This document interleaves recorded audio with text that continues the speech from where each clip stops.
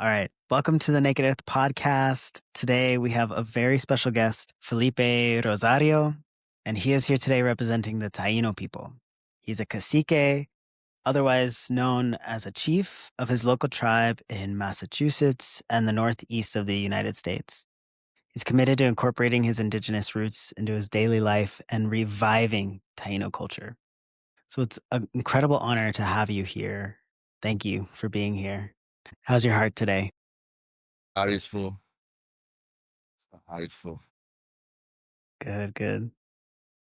I'd love to hear about your story. I'm so curious where this started for you. Like how and what was that marker connecting you to your Taino roots? Did you grow up with it? Did you kind of step into it later in life? How did you reconnect? I always felt myself different. I always remember being in first grade and listening to the Cristobal Columbus story in Puerto Rico, and um, and me asking the teacher if they still alive. And I remember clear that she told me the Taino people are extinct. I don't know. Growing up, I always had a phrase that I used to tell people: "It's a lot of Puerto Ricans, but it's only a few Boricuas." And I couldn't understand into now what that meant, especially knowing the meaning now of what a Boricua is. I always felt myself different, and I just went to Google because I wasn't sure the tribe was still going, that they were still sharing their real stories, and the people were gathering and coming back home.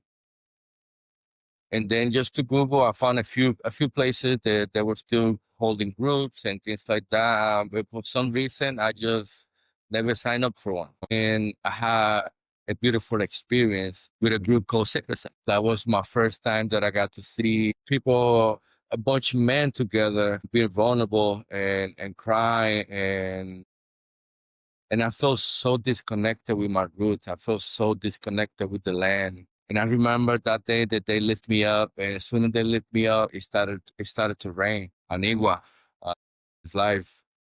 And they brought me outside, and they just put me in the ground. And I don't know how long I was there, but I felt the cleansing from the water. And after that, something changed. And I knew, and I was feeling that I needed to find out and connect to my roots because it was calling me. And after that, I decided to start working on myself because I needed to create the space that I was, but for my people. Because I also understood that they didn't knew about things like that, they didn't have access or the money to just to be in spaces like that. And during my healing process, found out Higuayawa. I was shocked and surprised that they were in the Massachusetts region and how deep they were, how connected they were, and how much story, history they knew about us. So I decided to join in to give it a try. Started being in community, that community that I was craving for so long. And I was just kind of shocked just to hear like the real story, like what really our people went through. And not just listening to, but also to be able to see the documents, the real documents that he was writing by the people that used to walk with Christopher Colombo and things like that. And just to realize how much our people suffer.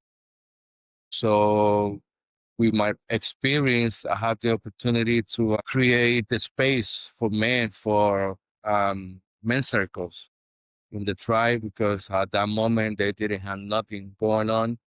And I had the opportunity to learn and take some classes and courses with other groups. So I took the chance and opportunity to bring my experience and share it to them, not knowing that this path was going to take me a lot deeper to my ancestors and that I was going to become the chief of Massachusetts and be responsible for a lot of people.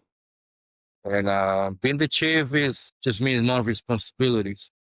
I don't feel less. I don't feel more than anybody else around me. But I could definitely say that I got to find my way Mm, to my ancestry, to my heart, and I'm helping to be this giant mirror to my brothers and sisters and to help them also to come back. I have goosebumps already and feeling a little teary-eyed too. It's like it can feel so hard to reconnect, and it sounds like the men's work really, like, opened you up and, like you said, like, you cleansed and reborn and called into this. You know, we need you. There's so many elders that they're passing, and there's nobody to carry it on and keep carrying it on. And I think with us and the Taino people, there's this revival because there is so much that has been lost, and you're refinding it and rediscovering it and almost, correct me if I'm wrong, but almost redesigning what it means to be Taino. Would you agree with that? Yes, because we not really fully have uh, too much history. Not too much history was recorded. Just only what it was recorded by the Spaniards. So we also been learning not just for what was the little bit that it was recording that is still going on in the Caribbean, but also with our relatives here, learning the way, the connection to the land, and things like that. And yes, is like you said, it's like almost starting again. It's like starting again. But one thing I get to understand is not how much I know, not how much indigenous I could speak, or how much indigenous blood I carry on me. It's the connection to other elements, the connection to all, the connection to the creator, the connection to the ancestors. Just having that love and that compassion to our people, to myself and to others. And to my biggest teacher is being everything around me. Now I understand it's like sometimes we're looking for answers and the answers are within and around us. And sometimes you need to pause and connect to all the elements and listen sometimes to the message that comes with the birds. And when the wind blows and touch your face, those things that when we are not connected, we don't even see it. It just passes because we're not connected. And it just been a beautiful journey just to be able to connect and to be present with all and to because being present with all is just being present with me. I also understand why me saying that. I also understand how powerful it is because we have seven directions, which is the south, the west, the north, the east, the creator, the sky, the earth, Tabe. Well, we are the seven direction. We Mhm. are the completion. Without us, we do not complete that seven direction. And that's how important, that's how powerful we are. And sometimes we just don't see it. We don't know about it. And I feel like it's my job to remind myself and remind our people that who we really are and how important we are to each other and to the world. How would you tell somebody who maybe has no connection, no idea, maybe, they are from the colonizers, from, European ancestry. Like, there's a lot of people out there that I think want to feel this kind of connection that you're talking about, with the seven generation, the seven directions. Yes, the seven generation, but with the seven directions and within us.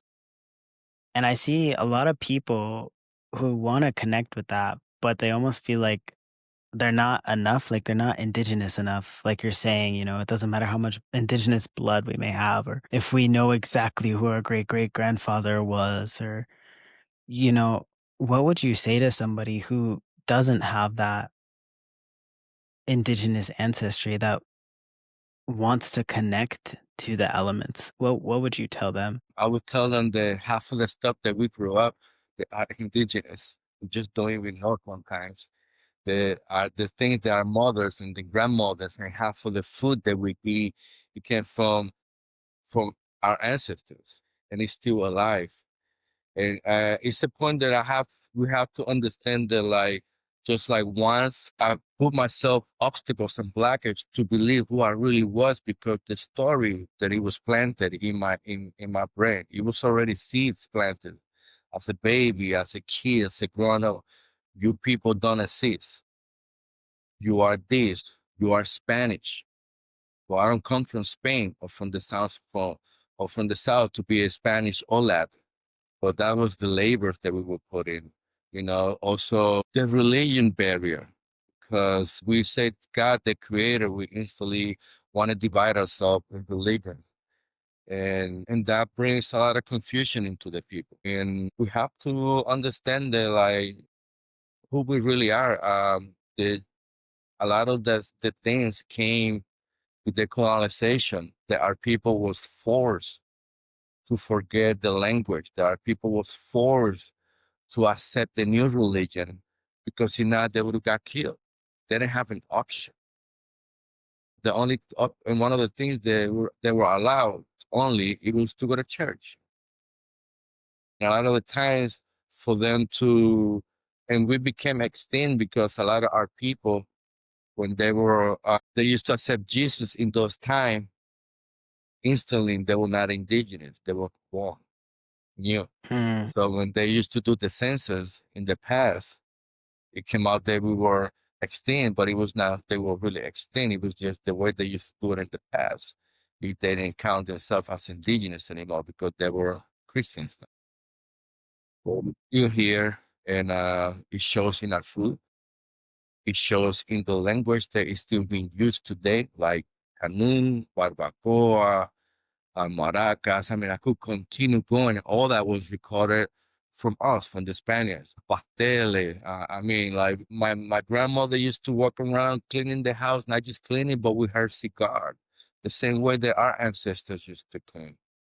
In Dominican Republic, they still talk about how the stones they talk to each other, because you can't from the past, because we used to believe from the semis, and people also see the semis and want to connect it to like something evil. And we don't really see our semis as gods. We just see our semis as energy from our ancestors that it was flourishing there. And Yeah, for those that don't know what semis are, do you mind just explaining for those listening? should I go grab one? So semis are this, and this is yucaye, that it comes from the yuca that we used to eat. We used to make casabe, and it was medicinal.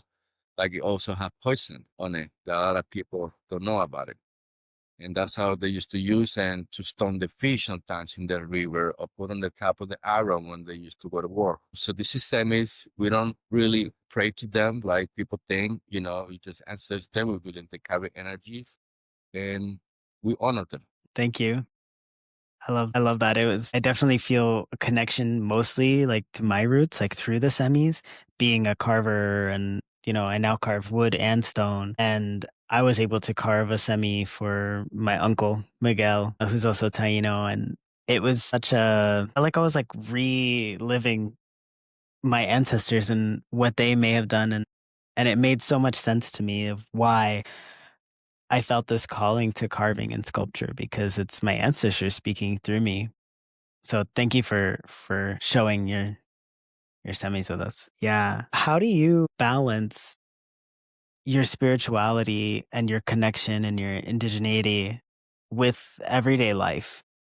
You know, because we don't live in a village anymore. We have Walmarts and stores and all of these things. And so how do you balance that? The way I feel, the way I see it now is when I step outside, that's my altar. Inside my home, outside my home. I try to remind myself that every step, that every action, every word that comes out of my mind, how I view a brother, a sister, how I view another human being.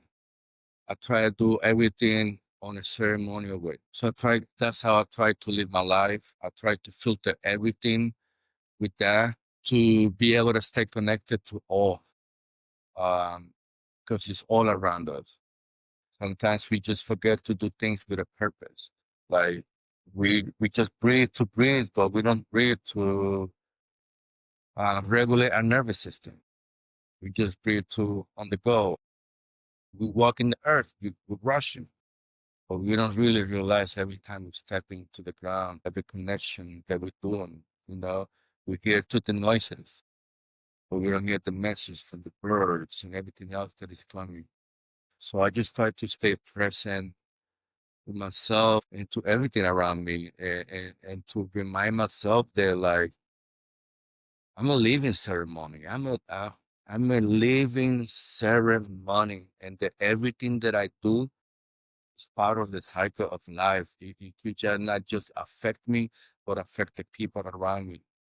How I even the little things. For example, I respond. I feel like too fast to an email to the nonprofit that I work with, Mandela Yoga Project, and that's when the birth comes in. I'll explain later.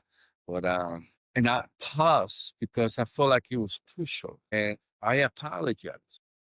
And people, and the reason that I apologize is because something like that small, it could feel your ego, it could feel all the parts in my life that I really don't want to give power to. So I'd rather take myself accountable for even if it's like that I feel like I wasn't wrong, but it just how it came out. And I feel like just on moments like this, that's when you'll be able to keep yourself accountable and remember that it's all a ceremony. That like every step that we need to take, it needs to be guided. I want to bless. I don't want to harm with my voice. I don't want to destroy with my hands. I want to be able to heal and rebuild. So it's just those little things that help me. I guess it's just keeping myself accountable for who I am, for my actions and my good action, because that's the only thing I could be responsible. Yeah, absolutely. I hear that and I resonate with that. And I think a lot of people can feel supported by that. But it's not always the ceremony where we're going and gathering together and wearing our regalia and singing the songs, that it's every single day and how we speak to one another and how we show up and how we hold ourselves. It's respect. I think at the end of the day, it's respect and presence, like you're saying. I do think that's where it's lost and where we can all learn from our cultures, all cultures, especially with Taino people. We're so, I think, feel like our hearts are so big. And I feel your heart pouring like this waterfall. And you just want to, I feel it even just now talking with you. I'm feeling every single word that you're sharing with this intention to, in a way, be soft on the heart and come from the heart. And do you feel like you were always like that as a kid, a teenager, or is that embodiment something new that you've come into? Think our people have a big heart, even when we're little, but we suppress it. We don't show it because that's not what we learn. We learn to be. We gotta be hard. We gotta wear this mask, to who we as Caribbean or Puerto Rican, how the people see us. And I think all that it brings a lot of division. Even nowadays, there like a lot of us are doing the work and we're trying to help bring our people home. I still see that like all the tribes that we are fighting for the same thing. We're all fighting to bring our people home. But it's always a little different, you know. And I see how we attack each other, even to this day. And when that happens, I come from the heart because no matter what our difference should be in everything, we should help each other and continue to fight to recognize who we are and to help our people to come back home. So answering your questions, my heart got the way it got by being in community, by experiencing their suffering, by experiencing the confusion of who we are, just not knowing, but also hungry to learn, hungry to connect to who we really are without judgment, without feeling separate from everybody, just doing it all we love. So when you were a kid, were you open-hearted or were you kind of more in that toughness? And Was it difficult to open your heart? Yeah. But it was really hard growing up. Your guest in Puerto Rico, the culture is really rough. It's really violent. Fighting two, three, four times a week is normal. All the things that you grew up over there that you carry with you as a teenager, as an adult, and not realizing how that's going to affect you in your relationships, as a father, as a brother, as a son. So it's so much that comes with it. And then we get to this space, and we don't get to go jump right away to an open heart, and to be the person, indigenous person that we want to be, because we have to rewrite so many stories in so many ways that we've been carrying. And we also need to start healing those child wounds. And even now that I'm out of the chief, grown men circles and things like that, I still healing some of my childhood things. I still see myself. The difference is that I have a lot more tools to deal with the tools that I didn't have before. Things that I just didn't acknowledge or didn't have the awareness of it. That's and this is why it's so beautiful to be able to have the opportunity inside the tribe bring this, because all I do is just share my story. I'm not a library. All I have is my path, what I've been through in life, and how I Right. overcame all those obstacles, how much I struggle, and how much I still struggle, which I share with no problem with anybody, because I'm not perfect. And one thing that I really kind of connect with our Taino culture is Guabancex that comes out a lot, which means our hurricane semi that we have. And our people used to didn't see it as a bad thing. Now, because it was going with destruction, but after the destruction, it was cleaning time. New things born and being reborn, new trees, new whatever that was. And now I get to see that and understanding when I'm going through really big things in my life. I get hit with that a storm, because sometimes that storm that comes to our life, we think is to punish us, but it's always to bring us a lesson. Just it's up to us if we are willing to accept that lesson and to see it. And we also get an opportunity to see what is being ripped off when we sit in the middle of the eye of the storm. Because yes, Mm. we get hit first, but then we will have a moment to sit in the eye and to be able to look around all the debris, everything that is being picked up in our life.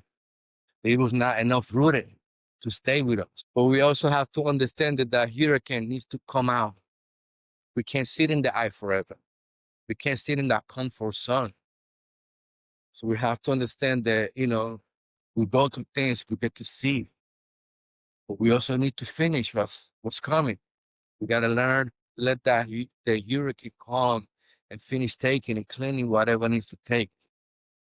The beauty is that we get to see what is ripped up.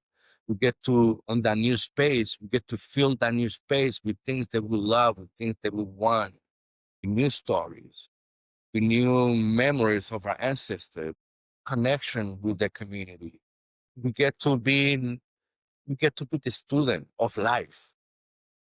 We get to collaborate with the universe, with the creator, which is the best thing to collaborate with. It's not been so beautiful to experience care and be able to go back to my old habits.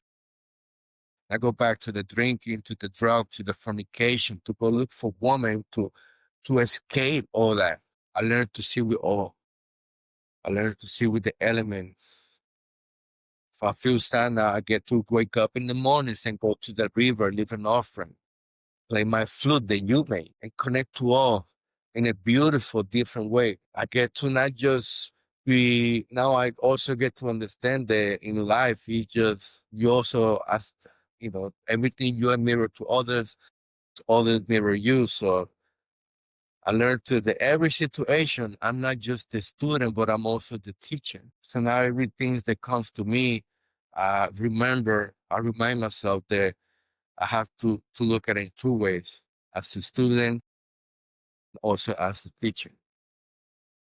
What am I teaching others, or what am I teaching to whatever that is, and what am I learning from the situation, or why am I learning all of it? And that right there keeps me humble, keeps my ego low, and reminds me who I am. My tears, I don't see my tears as weakness, and Mm-mm. because it's a reminder of healing scars. They are becoming powerful stories to help my people heal and come back home. They're not pain anymore. They are healed scars. It became powerful story. And what's hurt, I know that it's just a healing away for another seed that I get to use and share with the world. So this path that I walked in, it's been showing us. It's just been showing us so much. And nobody sees the tears at nighttime with the pillow. Nobody sees those days they're like, you want to quit. Those days that you don't have the strength. You don't even want to go to work. Nobody knows that. But sometimes you just gotta, right, wear that mask and go to work. You have to do what you gotta do.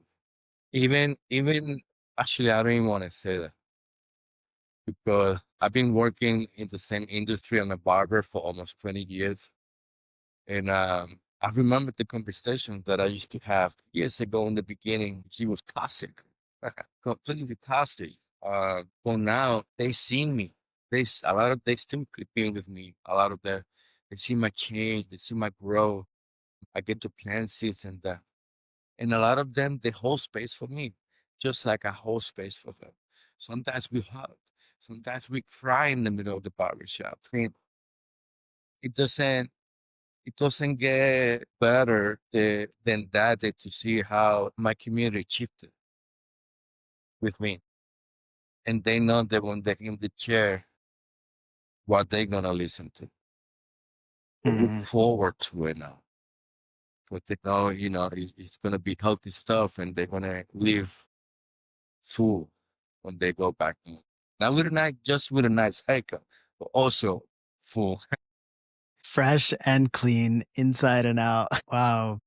Your story is so inspiring, and I think just hearing you and talking with you, like, it's healing some of my wounds too. Like, my Puerto Rican family, my grandmother, my aunts, they don't accept me because I'm a two-spirit, and they're unwilling to remember where we come from. Like you were saying earlier, the religion, it divides us, and it's so painful because I wish I could share with them even just a prayer, even just some smoke, just anything with them to help them just have that memory, that deep, deep memory that we experienced lifetimes ago.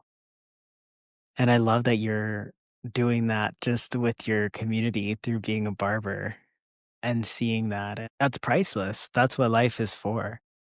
It may seem like it's something not so crazy or fantastical, you're cutting hair, but you're helping people release and come into the new and release and come to the new and like evolving with you. I love that. Is your family also going on this journey with you and remembering, or what is their thought on it? When I ask questions to my grandmother, he remembers how the trip that they used to use to build the houses. She knows how to make cassave. She knows so much, and she still do things that she do not believe that are Taino. But now that I know, I understand.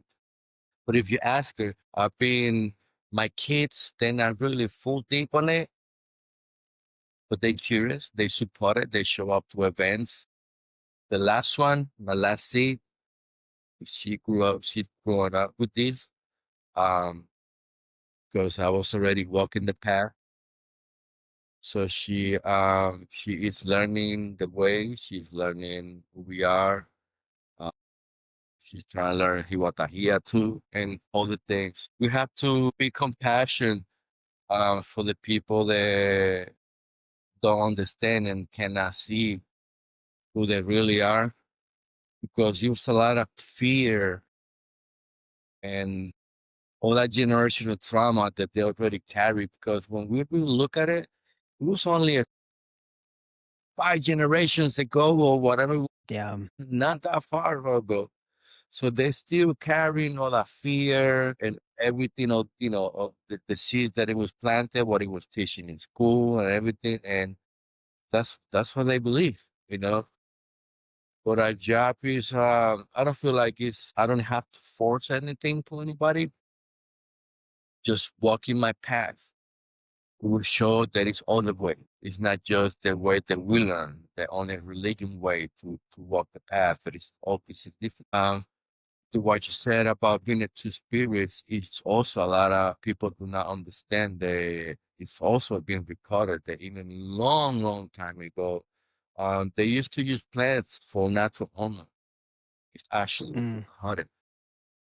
wow. I can't remember specific the story and the tribe, but it was even like a group of them that were warriors, and they used to travel a lot. Well, it's a lot of things that it just been recorded, but it just they're not going to show it to the world because if they show some of that, it goes against of what they want us to believe. A lot of them they will never know. A lot of the people, even the present people, they will probably never find out unless we share a lot of all those stories and things that is being recorded and bring that to awareness. Just like me, I grew up homophobic. I grew up violence, machista. I don't know how you say in English. Uh, Machista, well, macho. like I fell with the woman and things like that. And I think that was one of the biggest mistakes they made. Disconnecting us to the feminine, disconnecting us to the land and who we really are. You could definitely tell how imbalanced the world is because of this masculine so high. It's more balanced. We need our grandmothers, we need our mothers, we need the elders to come and share that love and that compassion. Most of the tribes in the past, they didn't even need the man. I mean, the man was just hunting and doing the hard stuff that the woman couldn't do. They did it all. They in all the stories we could see like how the woman fought the wars for us. Where the chiefs died, they step up to the power, and they did great. And they did great. So many, even to the rich to the moon. It was woman behind. I mean, everything behind that. It was almost a company in the world and everything. It was a woman behind. That they don't want to admit it. That they don't want to let the world know. That's them right there. But now I do know. Now I see it. And now I do understand how important it is to connect to that feminine side because that's what connects us to the playful side, to the love, to have compassion, and other things that we as men we are lacking in the world. Yeah, you experience that a lot in the men's work, and that's a huge part of the men's work is coming back to the heart. The heart is the feminine, and you don't have to be feminine-like to access that. You can still be strong, powerful man and have an open heart, and I think that's where the real power is, and I think that's a core teaching of indigenous cultures, Taino, Ojibwe, Navajo, Cherokee, every indigenous person that I've had a conversation with lives it, it all comes back to the heart. And I'm curious if you know anything else and what your perspective is now too on two spirit people. I'm just personally curious what you've learned in any of your discovering. One thing I learned to spirit people is doesn't mean like it's a trans person. It means that you have a balance between the feminine and the masculine. So and that's our goal to all of us. Our goal to all of us as a human being is to become to spirit person. Have that balance between the feminine and the masculine just to be able to understand, just to be able to see it through both lenses and feel the pain not just to the masculine, but also to the feminine that we're lacking for someone. That's something that also was kind of powerful to me because I didn't know too much about it. And, and I thought that two spirit you just meant like if you're on the LGBTQ community because you have the access to both already, kind of, you know what I mean? You already already going, and so you understand the more than when a woman just being a woman, for a man just being a man. There's a lot of trans people that do not embody two spirit. So it was beautiful to understand and plant in my head like, okay, I need to reach that balance between the feminine and the masculine. And so I want that. I want to be able to have that. And so it's a beautiful thing to remind myself. And also how beautiful and powerful the community is. We have a bayawasa, which is our two spirits, and you could see the connection. You could see I got to experience what it is to really be in bayawasa two spirit people in the tribe. I got to rewrite stories. I got to feel them as a human, as who they really are. Just a loving human. Just another Mm. loving human, no different. Just because it was labels and it was because they teach us to point fingers and it was like and to look at a person that had made a choice like they're doing something wrong. It just completely off.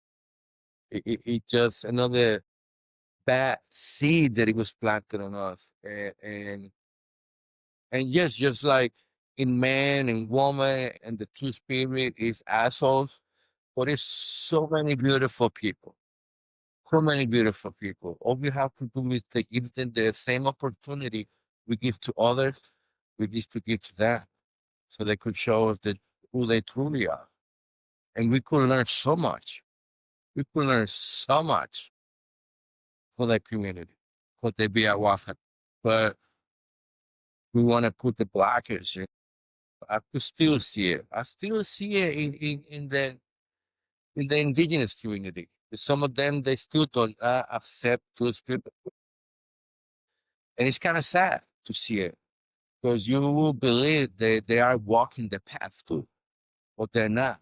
Now everybody that is hosting men's retreat, the workshops, and dressed up as an indigenous is walking the path. And it's a fact. I heard one time, I'm not gonna mention names or tribes or nothing, but I heard one time, oh, your people, your men wear skirts. And it was hurtful for me to hear that Mm. because I dance with them. We powwow together. We do ceremony together. We eat together. We share space with our family together. Those people might see them as just men dancing with skirt or woman or whatever. But all I see is just a human being. It just been rejected for who they are. So it's pretty sad to experience that because we are here in the same battle. We're just trying to help heal our people and to help them to come back home and to avoid all this shit. You know, we don't want to see this inside our community. It is sad, but it's also a reminder and eye opening to work more and use my voice to help those brothers and sisters that they made a different that they made a choice because that's who they want to be and to respect who they are just because it's the right thing to do just because love when you love. It takes a lot of courage to go from, and just this is just one example of how you've unlearned other beliefs to, for example, my mom, she grew up in bars, not grew up, but she worked in bars her whole life. And, when the drag queens would come in, she was a bit homophobic. She'll admit it now. And through my journey, she unlearned and changed. And it's very sad that little things like what you wear or how you act, which may have nothing to do with your sexuality or anything, be judged and change your relationship with somebody. It's very sad. How do you handle that? How do you cope with that when you're just trying to connect to your roots and connect to, the old and bring it back? Where definitely one thing I started doing was using my voice. Sometimes I used to be with some friends and they used to be like, look at this person. It could be a man dressed on a skirt. And my response in the past, it would be some fucked up shit. But now I'll be like, what's wrong with that?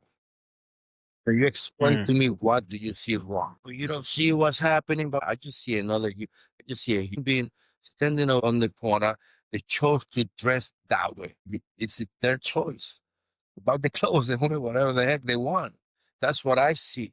Now, what do you see? And they used to tell me, no, but this is national. I'm like, that is something that you need to work on yourself. That's something that is within.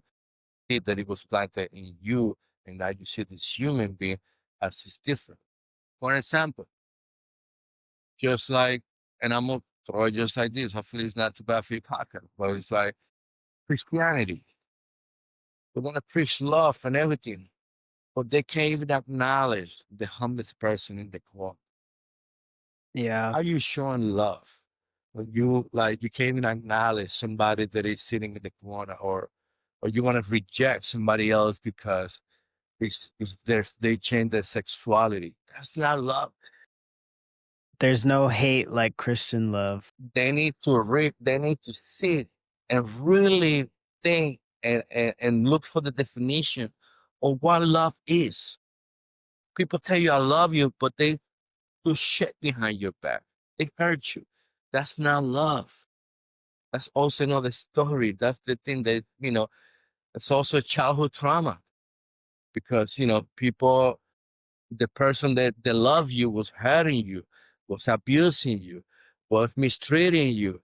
And that's why a lot of these people, how we grew up, they're like, oh, this person tell me that he love me, abuse me, tells me he love me, so must love me. So we grew up to this.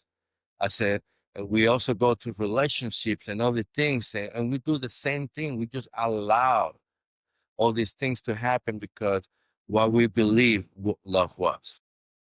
So we need to stop everything and love. I couldn't understand or know what love really meant until I passed everything and love myself. Stop looking for love in my partners, in my relationship, in friendship, in my kids, in my parents, with my brothers and sisters. That was just me chasing for something that I needed to give myself. Something that I was craving, that emptying, that what love is. And it's hard. It is hard. Probably one of the hardest things when you really pause and just try to start loving yourself. But you don't know how. Because the where you believe the love is really not doesn't feel good.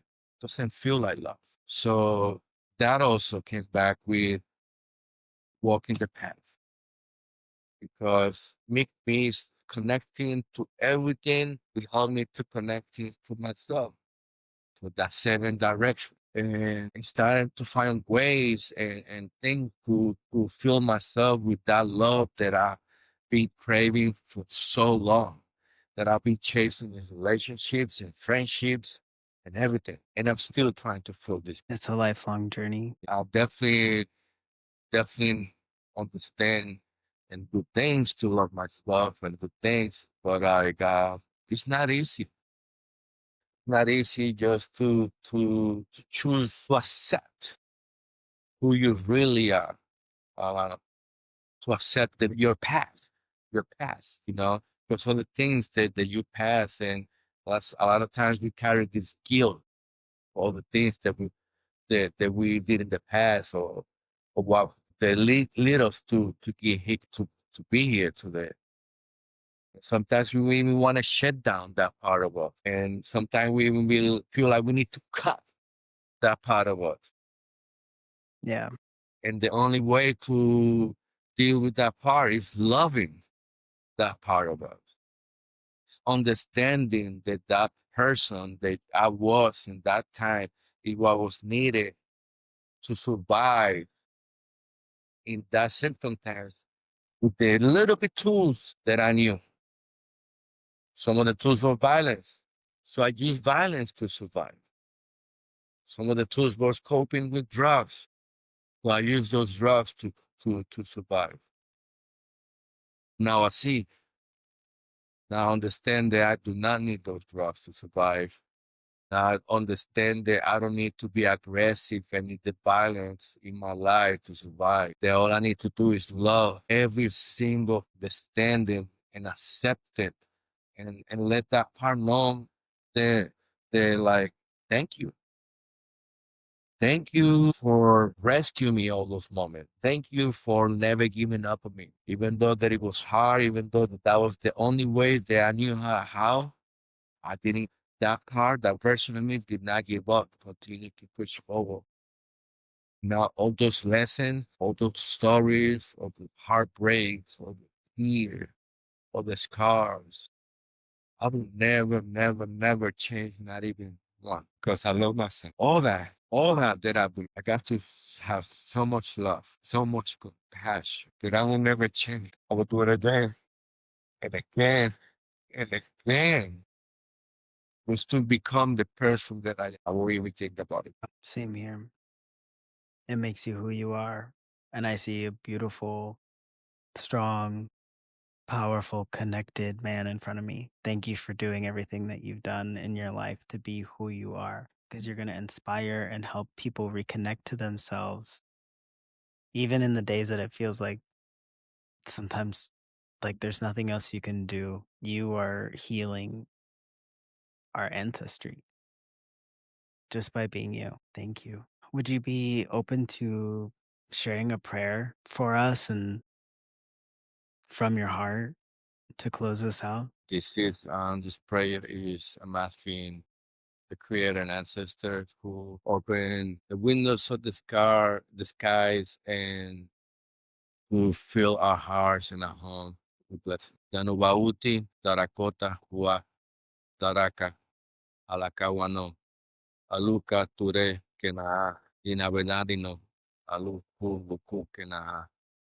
Hanai, Aniki, Kena, Boyoma, Hu, Tanakana. Thank you. Thank you, Felipe. If you were to leave one message that you know for certain that the 7 generations after you would receive this message, what would say? It's not a coincidence. What we sit and listen to podcasts like these, or our indigeneity keeps popping up around us. It's an ancestral call. Not too many people will answer that call, but if you do, that call is gonna bring you back to your home, to your heart. And when we do that, we heal. And when we heal, we break generational traumas with your ancestors, and we create a new path for our future. 7 is not for the 7th direction. 7 is also for the 7th past generation that we will never meet, or the 7th future that we also never meet. But when we answer to that ancestral call, it's our responsibility to help heal those 7 paths that never had a chance and create a new path for our future. What I mean, create a new path is not just getting dressed up and putting paints and not was and going to dance and a powwow. It's more than that. It's planting those seeds, those beautiful seeds in our new kids, the future, so they could grow different than us, without the anger, without being aggressive, without the stories that we have created. It's an opportunity to create a better world. And once again, and to help them heal and just create this new beautiful path. Be really quick, and I could see the difference. I have kids from 30 years old to 7. They all got to see a different version of me, and I could see the difference on the little one, on how she's big, on how she carried herself and how she's already been healing for other kids in her age. And that's what we want to do. That's the seeds that we want to plant. That's the path that we want to create for our seven future generations. Keep being that seed, keep opening your heart, and keep doing the healing that you need to do so that you can show up for your children and the people around you and your family. Beautiful, brother. Thank you so much for showing up today and for sharing your story and being vulnerable and showing your heart with all of us and with me. Thank you. Yeah, really beautiful. Where can people find you and work with you? And do you have any offerings that you'd want to share? Usually, if you want to tap in, reconnect to the roots, you will find us at Higuayawa, Taino of the Caribbean. So much information, so much to learn, and they're doing a really good job to continue having presentation to educate our people. We actually having one in a few days. You can find in there, you find me in there, and I'm always happy to connect on a phone call or any other way because this is what we're here for. We're here to support each other and to be here with each other. So don't hesitate. We are out here. Yeah, you are. Thank you. Thank you, Felipe. And I'll make sure to add those links in the description so people can find you. Any last word? Just blessing to everybody, sending all the love, and I hope that everyone that gets to listen to this, get to plant a seed, and then you get to find your way home to your heart.